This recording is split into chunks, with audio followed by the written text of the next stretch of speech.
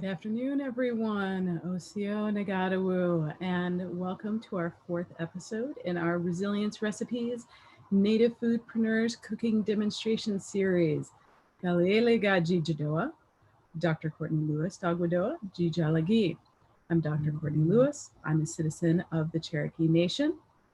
I'm also the current Andrew W. Mellon Visiting Professor of Justice, Equality, and Community and Anthropology at Davidson College. And I'm an assistant professor at the Department of Anthropology and the Institute for Southern Studies at the University of South Carolina. My off-screen co-organizer is Dr. Rose Strimel, Associate Professor of History at Davidson College. Thank you all for joining us today, especially during these turbulent times. Many of the chefs featured here on our series are on the front line of events today, as well as supporting and feeding those who are on the front lines. As I've said before, reclaiming foods is resistance. Nourishing ourselves is activism. So I hope you are all staying safe and well. Today, we are excited to bring you Chef Elena Terry of the Ho-Chunk Nation, who has put together a beautiful video for us demoing her wild rice pasta with pesto and sauteed wild vegetables, morels, fiddleheads, and watercress. Chef Elena is the executive chef and founder of Wild Berries, which is a nonprofit community outreach catering organization. She is also the Food and Culinary Program Coordinator for the Native American Food Sovereignty Alliance, as you see behind me. One of her passions has been developing mentorship programs that help build stronger communities with the Indigenous food sovereignty movement, while empowering its participants and establishing healthy relationships.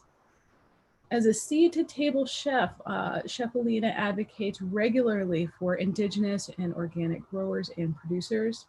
She utilizes her partnerships with the Intertribal Agriculture Council, the University of Wisconsin, several Native Nation farms, and her own farm to provide and preserve ancestral ingredients in her community. In promoting the use of traditional ingredients and methods of cooking, she also partners with ethnobotanists to provide education about wild food and foraging in the communities she works with. She started as a traditional and ceremonial cook, is a wild game specialist, and prefers open fire outdoor cooking.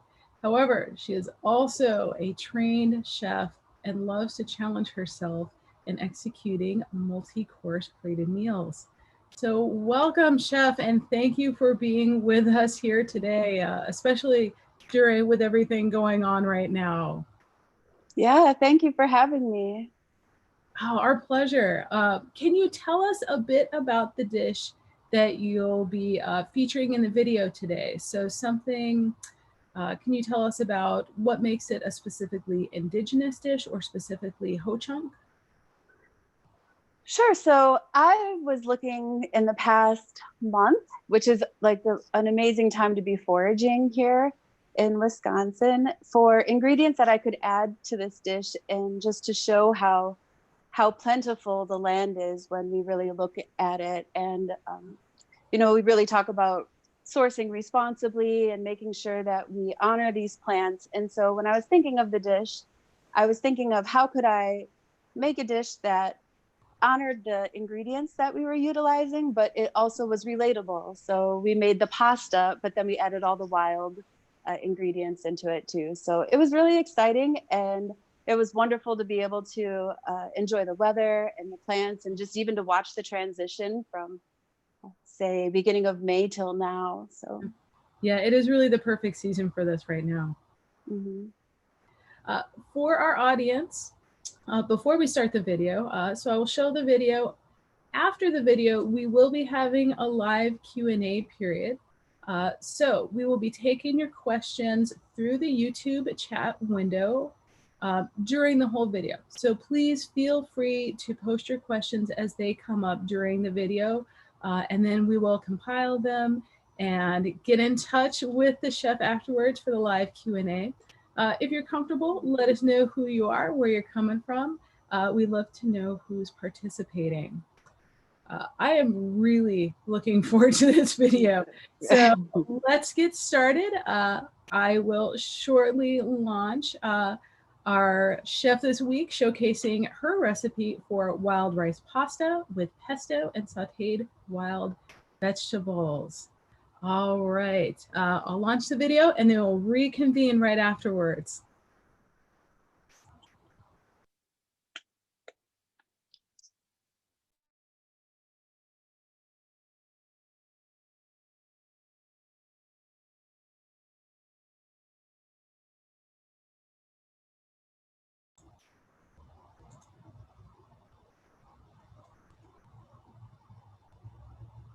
Hi everyone, I'm here at Echo Valley Farms in the Driftless region of Wisconsin, and do you see that hill back there?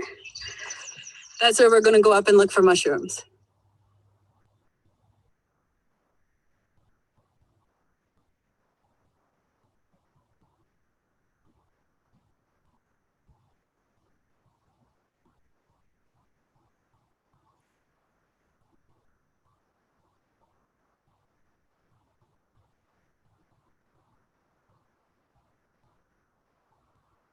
It's super exciting because walking around, I found that the milkweed is ready now.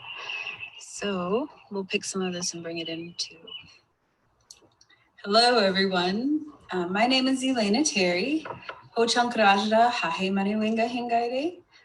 I am a member of the Ho-chunk Nation and I am an Indigenous food chef. I work for the Native American Food Sovereignty Alliance as the Food and Culinary Program Coordinator, and I'm also the executive chef and founder of Wild Berries nonprofit. It's a community outreach educational programming for Indigenous foods. We work in seed saving and gardening. We work with ethnobotanists and foraging and teaching life skills. It's a wonderful program. So I was very honored to be invited as one of the guest chef speakers to do a demonstration today. And I was thinking, you know, to go along with wild berries, what would we want to do? And I wanted to focus on some of the wild things that we have here. I am a member of the Ho-chunk Nation and we are a woodland tribe. So we do get a lot of our food from the woods, obviously. And so one of the things, especially in the springtime, we like to go out and get certain ingredients. And so the dish that I'll be making for you today will highlight some of those ingredients. So I wanted to go over some of them here for you. A lot of times we have to dehydrate because some things are only in season for, you know, even a day or a couple days or a week. So I like to dehydrate my stuff to make sure that I'll have it, you know, year round. So this is an example of the dehydrated morels that I got the other day. I think you saw that in the video. And all I did was rehydrate them with a little bit of water, let them sit and get to a reconstituted state there. I also do that with my ramps, which is a great seasoning. And you can see kind of the difference. These are some cultivated ones that I got with a food share, but they are similar. This would be this part. And I dry them in separate stages so that they'll preserve properly. And then I also was able to get some fresh wild asparagus. One of the things with the wild asparagus is you can get them in so many different shapes and sizes, like this one as opposed to this one, and they were growing right next to each other. But it's such a beautiful plant, and we're lucky enough to have this wild here as well. I also got this wonderful addition because it's just now started milkweed season. And this is like a delicacy for Ho-chunk. So I wanted to add this in the dish as well. So those are just some of the things that I was able to find in the forest. And we're going to transform some of these and use them in different ways to highlight this dish, which we're going to make wild rice pasta with nettles, asparagus, ramps, morels, squash. It'll be delicious. So the first thing that I want to do is get my vegetables roasting. So I want to trim them, and I want to get them as uniform as possible. So these have been rinsed and cleaned.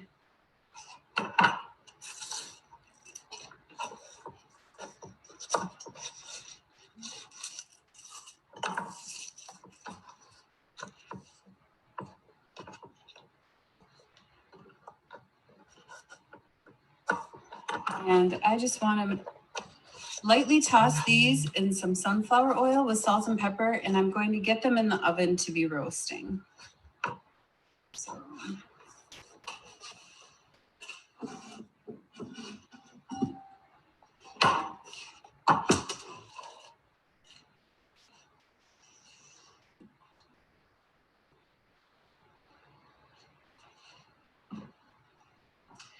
going to do that quickly.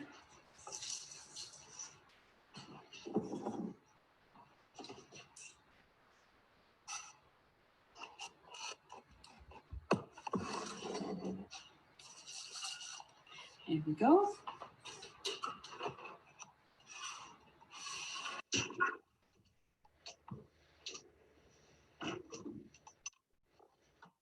All right, so I also mentioned squash is like my favorite ingredient, and I really think it's like an underutilized ingredient.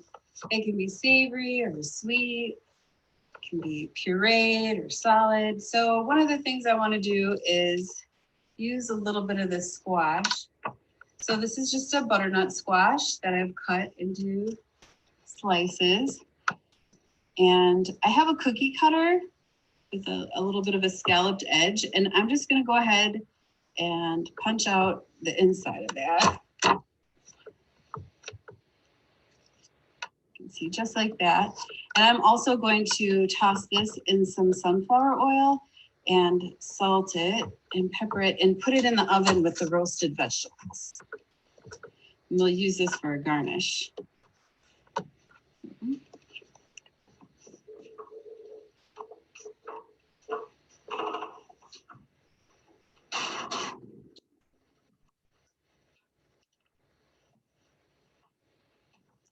So as those are going, we're going to talk about our pasta. So I definitely like using our wild ingredients, our indigenous ingredients. If I can, I use organic ingredients and support our local communities and our growers.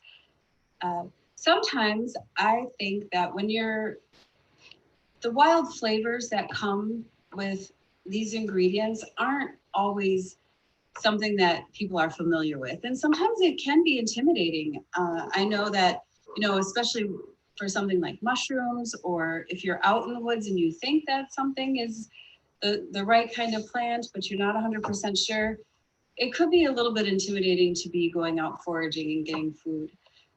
So I like to include some of our ingredients and highlight them in different ways so that people can relate a little bit more to, the flavors and the textures, even the smells of these ingredients. Wild ramps are very strong, and sometimes that is even a little bit intimidating. So I like to try and blend my ingredients in a way that it's relatable to people who might not have experienced it before. So one of the things that I wanted to do with this was make some pasta. And I've made some wild rice pasta before. And since we have these amazing ingredients that are fresh right now, I decided to go ahead and add to the wild rice pasta and add some of the nettle and the ramp pesto. So I mixed nettles and ramps together to make this pesto. And I'm not making it fresh now because those were actually in season about 3 weeks ago. And so I got them and I made the pesto and then I froze it. And then it's just a matter of thawing it after that and it comes out beautiful, but we can go over that later. So I added a little bit of that pesto to my pasta as well to make sure that we have some of these different flavors and we can highlight the textures as well. So I did mix this up before. This is wild rice pasta So it's just wild rice flour, which is uncooked wild rice ground very finely. We have the nettle and ramp pesto, and then all-purpose flour, eggs, and a little bit of salt, and that's all we needed to make this pasta. And I was thinking about how we were going to do the pasta today to highlight some of these other ingredients that I was able to get, because when I first thought of the idea, I was thinking that it would be the season for ramps and we could highlight wild rice, but in the meantime the asparagus came and so did the milkweed, so I wanted to incorporate that in as well. So for my dough, what I like to do when I'm using a different kind of flour is kind of go 3/4 to a fourth of the different flour, because especially something like wild rice flour, it's going to take up a lot more of the moisture than if you had just regular all-purpose flour. So you want to make sure that those accommodations are made when you're compensating for the amount of hydration that the pasta needs or has, and what the wild rice, or if you're using a different kind of flour, what that's going to absorb. But in order to get that gluten, you do need to use some of that all-purpose flour or any kind of flour that does have that gluten in it. So I went ahead and mixed this and let it rest because it does need time to rest, but we are going to roll some of it out and see before we make the ravioli. So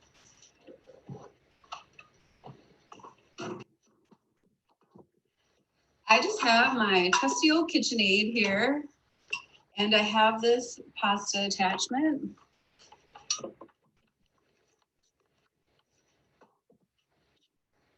And I have a little bit of some cornmeal. Put down.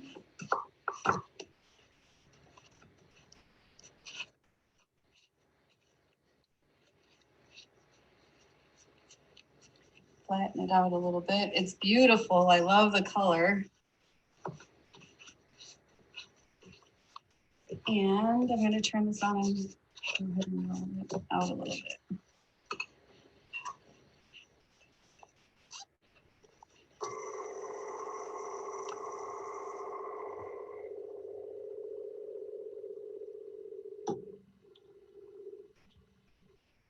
Change the dial. Start it out with a thicker one. We'll see how this goes.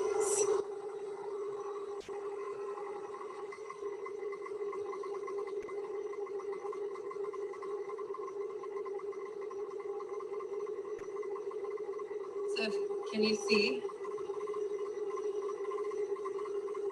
that it's just got this wonderful earthy color to it?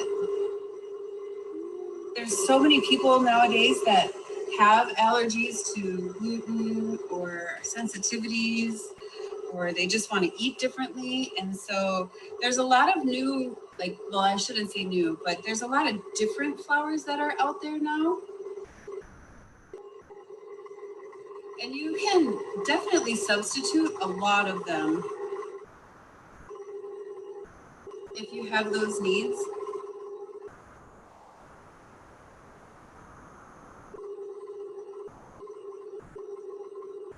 But I'd say that if it's something that you're trying that's new and you haven't really done it before, that you should maybe make a test run of it, because sometimes like the wild rice flour has a different hydration factor than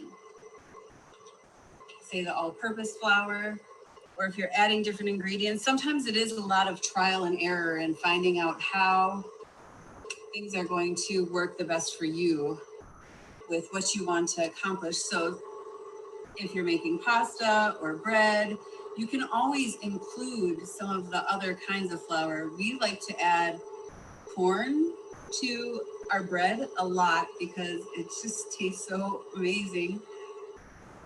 But we also have to watch then the amount of liquid that we add to it to make sure that that liquid is going to compensate for what the corn will take in hydration. So if you can see this, it's getting a little bit thinner. You can see there are some spots where you can identify the wild rice in there, and it just looks amazing. Like these colors are absolutely beautiful.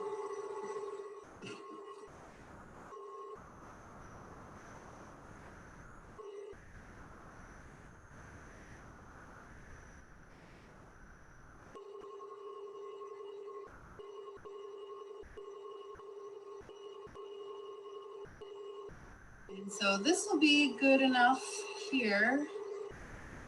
And we will go ahead and get started on the stuffing. So in order to save some time, I did pre-roast some of the vegetables already. I'm just going to go ahead and make this a little bit more manageable here.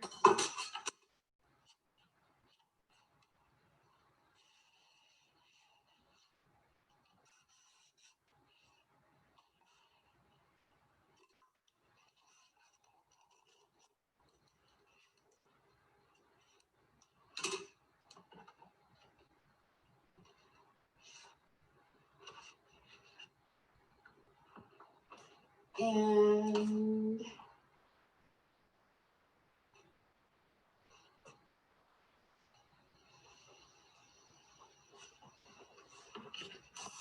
there we go.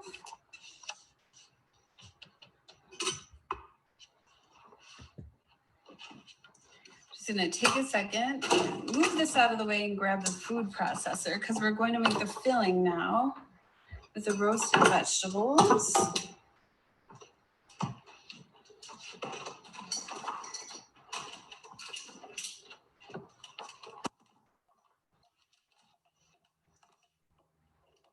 That I got before.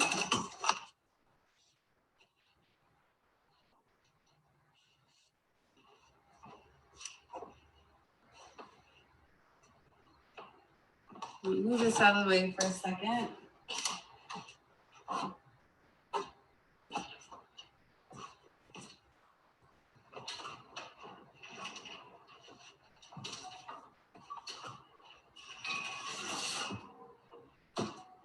And take these out. So you can see I just kind of roasted them all together, lightly salt and peppered them.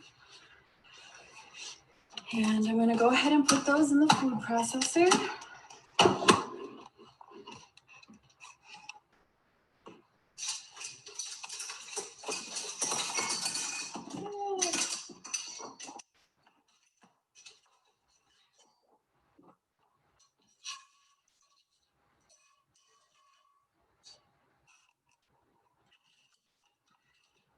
And so that they're not incredibly runny,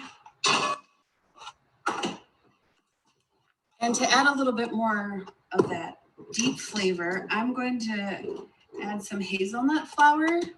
So this is just roasted ground hazelnuts.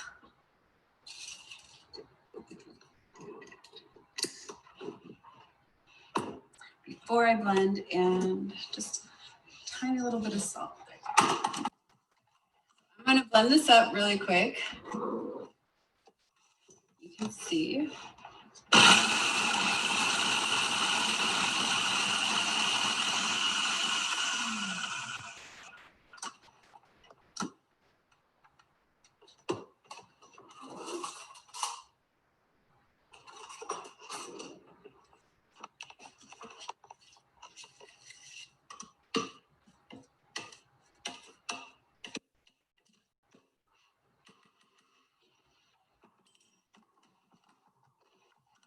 Just another quick little buzz here.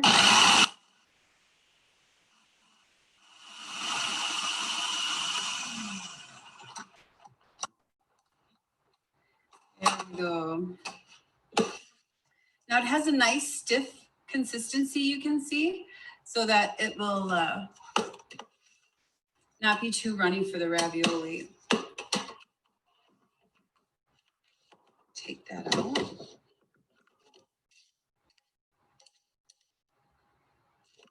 We want it to be hearty. We want there to be flavor, but I don't want it also to be like it's kind of pasty, but it's a nice consistency to get in there.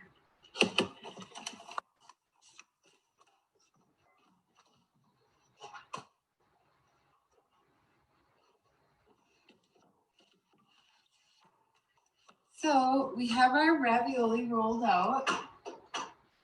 We'll go ahead and get this water started.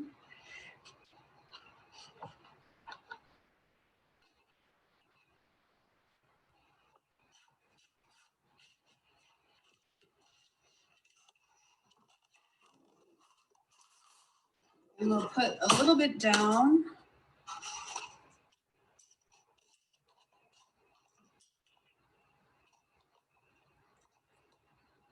Here. There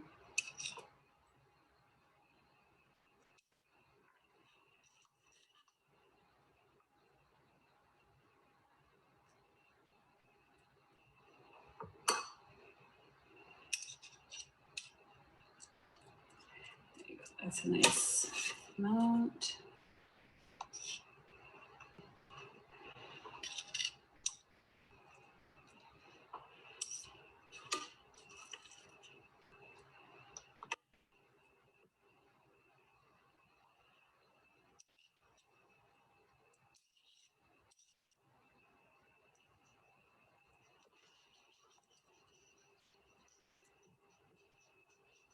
I think we can do 4 here.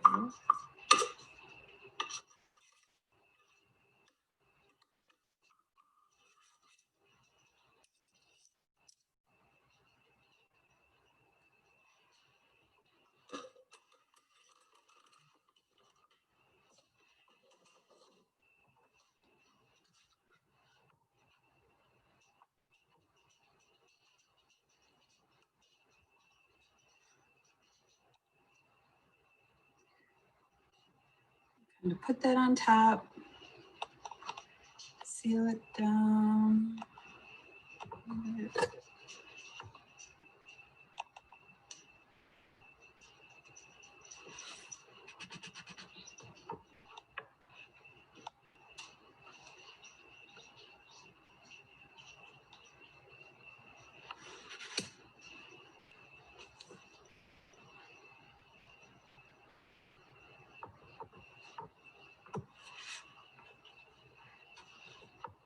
And I want to try and get those air bubbles out, especially with the ravioli. Make sure that they're pinched down well enough.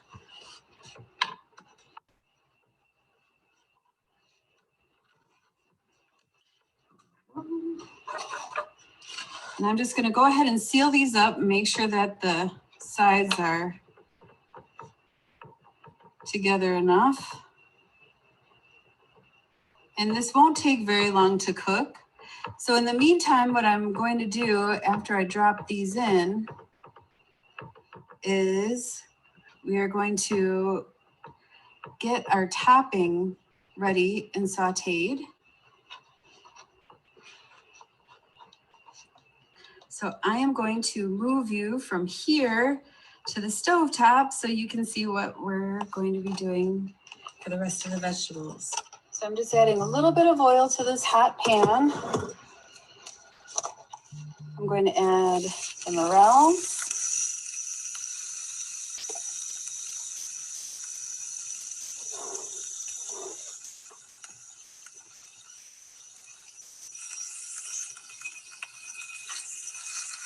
Saute them.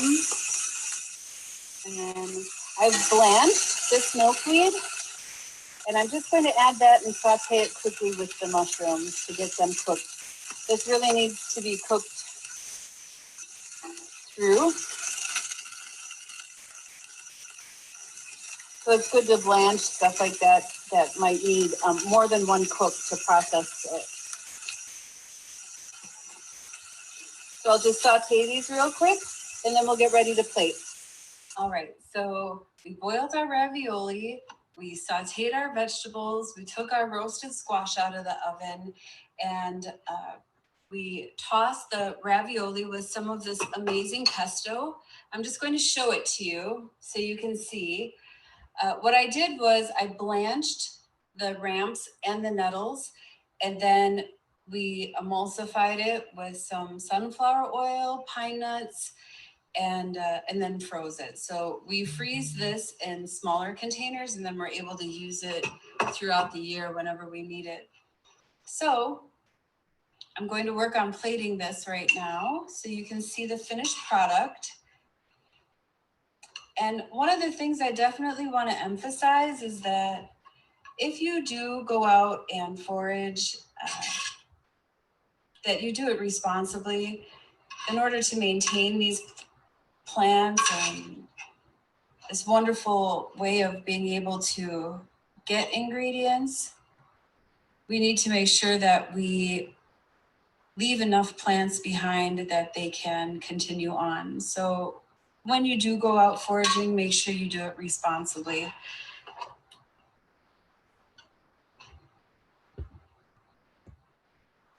And we'll add all these little components to our dish.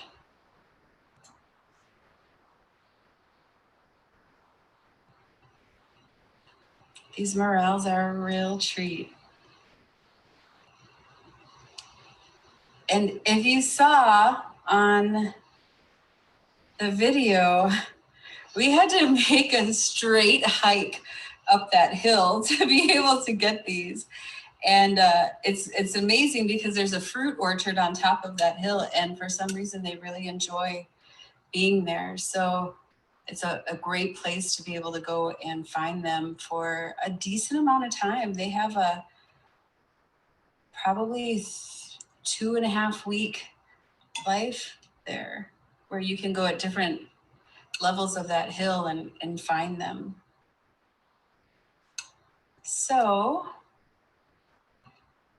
I also, to complement the pesto, have some pine nuts that I'm going to add.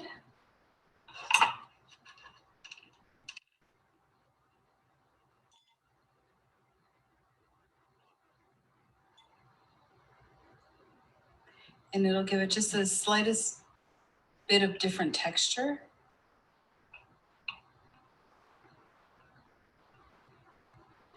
And then I'm going to finish it with some of my good friend Spring Alaska's dried squash blossoms and Sakari Farms.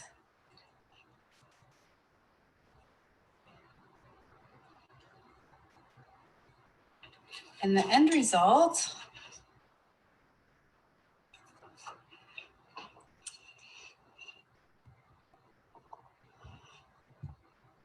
is our wonderful pasta dish with nettles, ramps, milkweed, morels, squash, asparagus, and super delicious. I can't wait to have some conversation with you about it. We'll see you soon.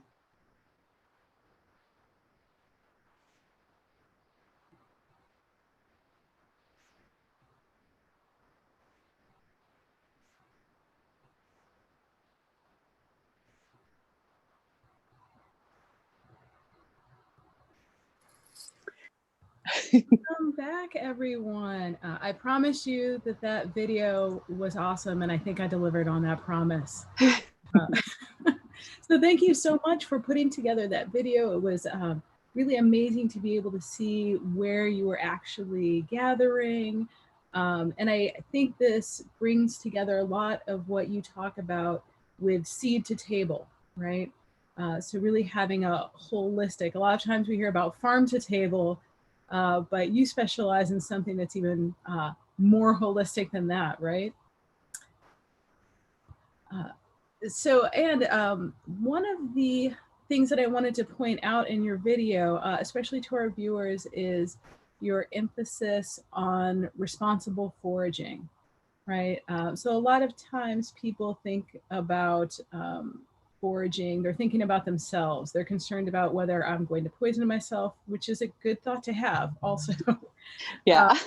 They're concerned with a lot of that. But as we've kind of mentioned in this series, we also need to know what we're foraging in order to know how to protect it, right? Right. So thank you so much for emphasizing that in this video. I think it's really important. Yeah. And it's also important to honor the area that you're going to. Like, you can't just walk anywhere and go get those resources. I have a partnership with Echo Valley Farms where I am able to go and walk those, the terrain there. And it's a pretty decent farm in that region. But I also have 4 other farms that I go to in the same region to get ingredients. And it really is like, during this time when I said it's plentiful, it's something that you have to constantly do. Even I'll be sitting at home thinking like, oh, it's my day off, but I know those morels are in the hill and I have to go over there and get them because it's such a limited amount of time. But it's also about making sure that we do preserve the areas that we forage at and those plants, and even the asparagus and the times that we get it. And you could see in that one picture, some of it had already flowered or started to go to seed. So I was careful on what I selected from that patch that I knew. And I also like to go to different patches to harvest at different times. So I don't always go to the same spot for the same things. Well, we do have several questions. So I'm going to try to compile them into themes for you. Okay. The first theme is, what does this taste like? And so people are wondering if you could describe milkweed, nettle, and the dried squash blossoms. Ooh, yeah. So if you could see at the end of the video how happy I was to be looking at that, it's so delicious. And every ingredient has such a unique taste. You have to think about what is going to complement each other and not overpower. So like the nettles are very strong, but when you blanch them and you blend them with something complementary, like a ramp, and then I mellowed them out with watercress as well. So that was in the pesto also. So it was ramp, nettle, and watercress. Mm-hmm. And blanching them kind of ignites that flavor a little bit. And then you can kind of seal it up when you emulsify it into that pesto. So like the nettles have a stronger feeling, a taste, but it's different when you blend it with the ramps and the watercress. So whatever you add to those flavors, like just enhance that natural earthy umami that you can get from it. So how do you decide when to blanch and when to eat raw? Well, it does depend on what you're using. So there are some things like ferns that you would want to blanch and then maybe saute, or I also, like I said, dehydrate, which is another step of processing it.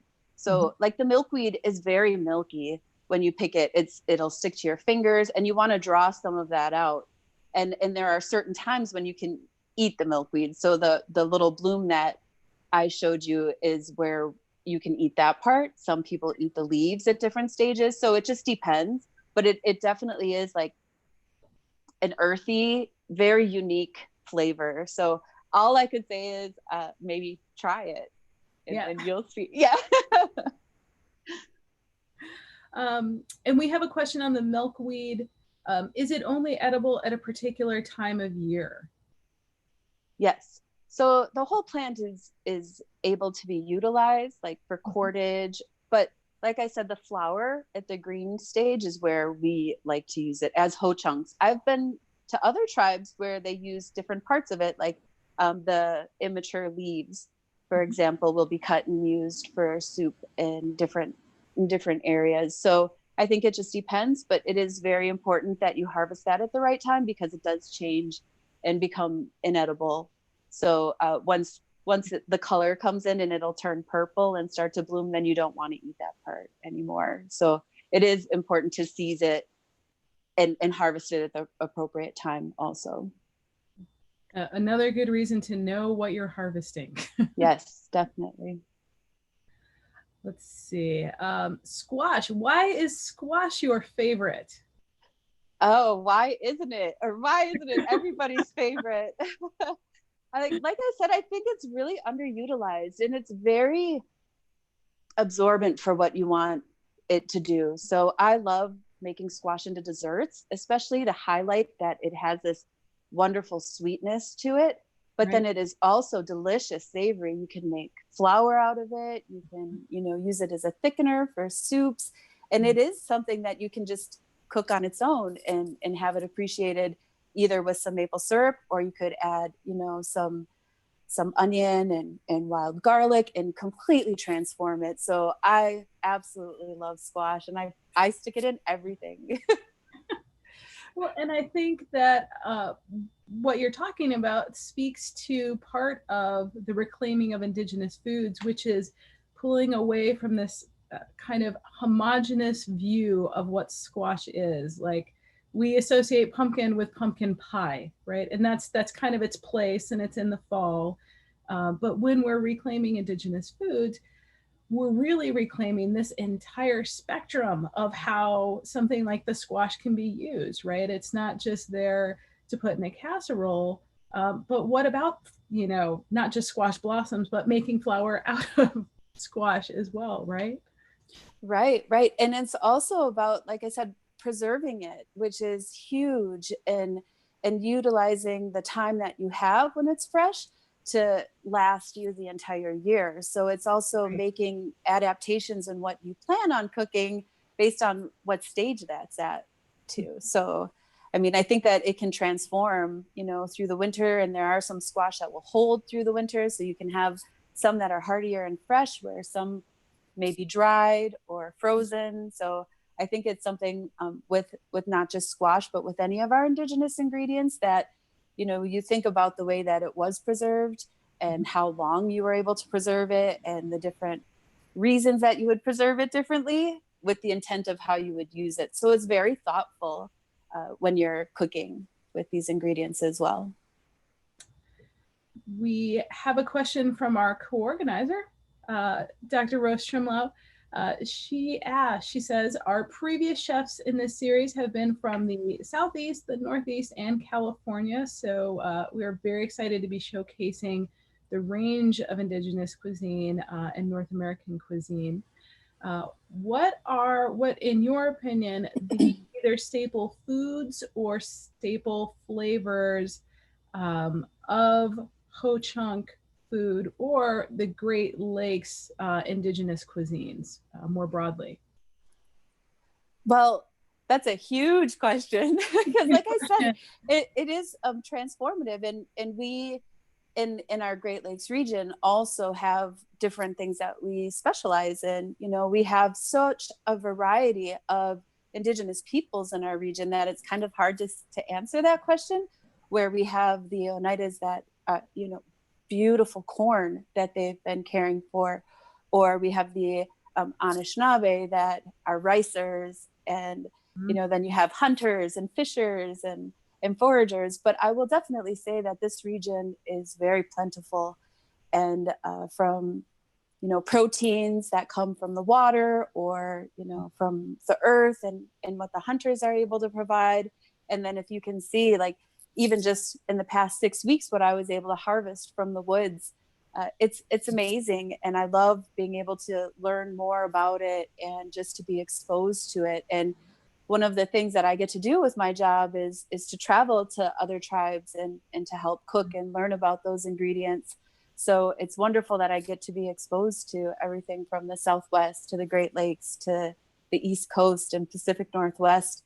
I mean, there's so much to learn about indigenous foods. And when you talk about hope and resilience and nourishing your spirit, it's being exposed to those foods and open to tasting them, and hearing that every one of them has a story and a journey that brought them to us here today. And so, you know, it's kind of hard to isolate that question when there's so much beautiful ingredients out there. And I think that loops pretty well into the next question, which is, can you tell us a little bit more about your work with the Native Food Sovereignty Alliance? Sure. So it was 2 years ago. Like I said, I was a traditional foods cook. Like, I would cook for ceremonies, and it was something that I always enjoyed doing. I was always with my grandma out walking in the woods, or my grandpa getting berries, and it was always something that I felt connected to. And a couple of years ago, they offered a chef mentorship program. And so I thought, well, I'd love to find out more about this. So I applied as a mentee, and then the next year they I was helping with the kitchen, run the kitchen, and then they dedicated a program to the food and culinary for the Native American Food Sovereignty Alliance, and it is based around this mentorship program, but then it goes a lot further than that. And it really is about having an alliance on behalf of, food sovereignty and building a network with other tribes, individuals in the same field, or that traditionally that was the way that we learned, hands-on and in. It wasn't called a mentorship, but it was, like apprentice style learning, and where you had that conversation. It wasn't, in a book. And so I've found that, for me personally, and for the wild berries that I work with, and for some of the mentees that we have, that connection and that way of learning has really, the only way we're going to make progress is if we get everybody behind us is as much information and education and support to get where we're at, and then support them in going further. And I think that it's a beautiful thing that the NAFSA has been able to provide that type of space for people that are, in our field, where we are a little bit isolated in our different regions, where we do have this, positive space to connect with each other in a way that, is nurturing and beneficial for learning the way that we receive that information better. Right. And can you talk a little bit about your business? So being a chef is very difficult, and running a business is also very difficult. So how did you come to running a business? And what advice would you give to young people who are either looking to become chefs or looking to start their own food business, from what you've experienced? So I do have the nonprofit, and one of the reasons that I decided to go this way to begin with was because of the mentorship program. And what I wanted to do ultimately was to bring that support back to my community, and to be able to offer that, what I have been able to benefit from, just connecting with other people, to the people in my community, because really all of us have suffered a disconnect at some time, and it's hard to get back. And what better way to do that than to share a meal? And it was always with that intent that I started Wild Berries. And then it just kind of flourished from there. But I know there are other chefs that have started a for-profit and then decided to support it with a nonprofit afterwards. So I think it just depends on how you want your vision to play out, whatever your journey is, and how you want that to be done. Ultimately,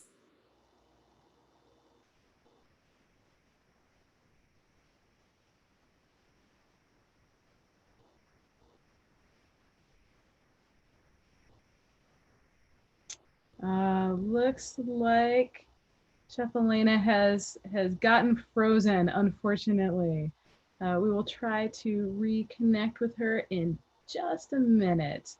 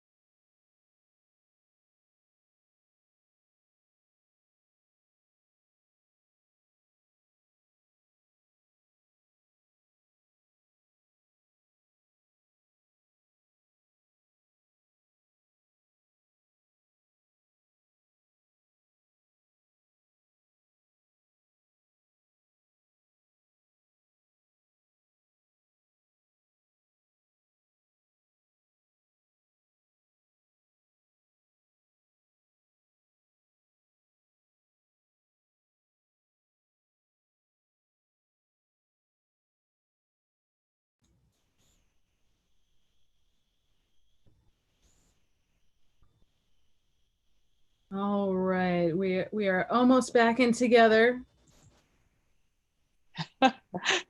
Sorry about that. This well, we promised people a live Q&A, and Yeah. a live Q&A. And we'll just fix your video. It's showing sideways for us right now. Is that different?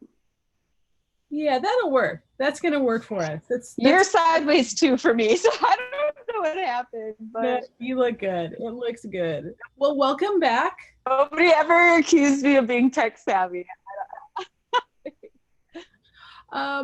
So I think you were just finishing telling us about your work with wild berries.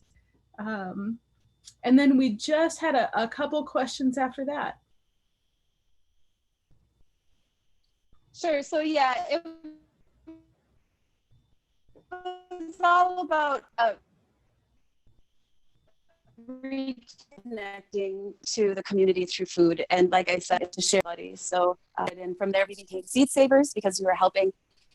Right.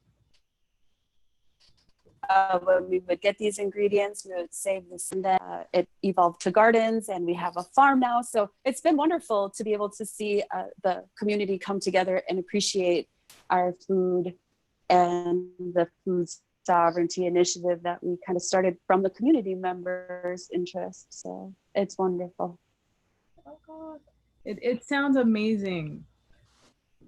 So with the business, and actually this is a question about the business, I want to broaden it out a bit. How are things like the current pandemic and things like climate change impacting food access with your business, and then also with the community at large? Or are they impacting this at all for you all right now? Yeah, absolutely they are.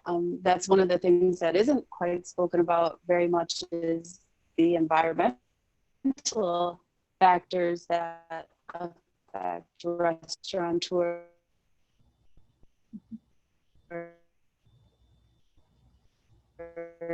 And there's a lot of people in our community. It is something that we're mindful of a lot. One of the partnerships with local farms and also with our indigenous farms, where I have certain farms growing entire crops for wild berries, partly so that we would have enough ingredients, and then also to support the growers' economy as well, because everybody is being impacted by this right now. And I think that it's a great time to reinforce the messages that we have about food sovereignty and investing in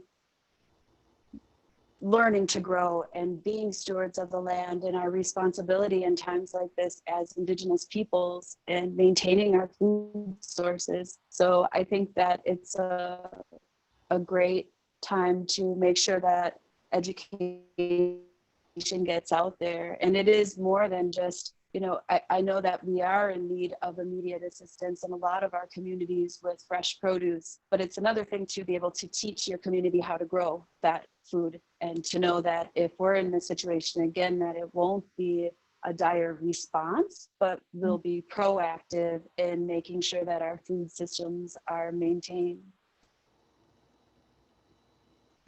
Right. Oh, well, I think that was the majority of our questions. Back to the menu a little bit, and then we'll let you go. I see that you have some leftover pasta when you were putting this together. What should people do with the leftover pasta? Do you have tips for that? And do you have tips for how to make ravioli that does not explode when you boil it? I think those are two very important questions to end on. It's important that you make sure to seal the edges and that you get that air out from the filling in the top layer and the bottom layer, and then even just pinching it to seal it shut, and make sure when you drop it in the water that it's sealed well enough. And it's so funny because I actually have the pasta right here. What I did was cut it into like just thick noodles and dried it on a drying rack, and my kids actually ate that for dinner last night with the leftover vegetables. So it's perfect. You can dry it if you'd like, and then save it for later, which is what we do. We usually make a big batch and then just kind of put it in glass jars until we're ready to eat it. And the kids love it, which is Yes. a bonus. Yes, yes. I mean, start them young. You know, I guess even for me growing up, it wasn't an option to say no about food. You know, you just ate what you were given, and you didn't ask questions. That was always the best quote. But it was a great way to expose your palate to those flavors. And, you know, the fact that my kids love our indigenous food, and they request it, and they're okay with, you know, trying out different things, that even if it's not something that they enjoy eating, that they're willing to try it.